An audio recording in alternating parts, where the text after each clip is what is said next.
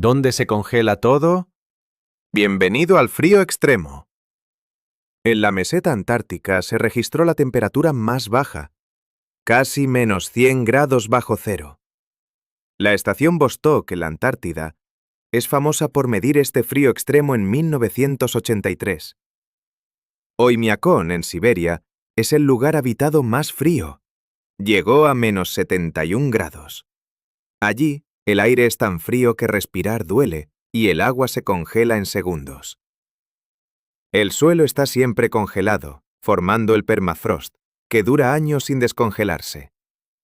Los vehículos nunca se apagan en invierno porque si lo hacen, no volverían a arrancar. Curiosamente, en verano el calor puede llegar a 30 grados positivos, un contraste brutal. Así la vida se adapta y resiste, incluso donde todo parece congelarse para siempre.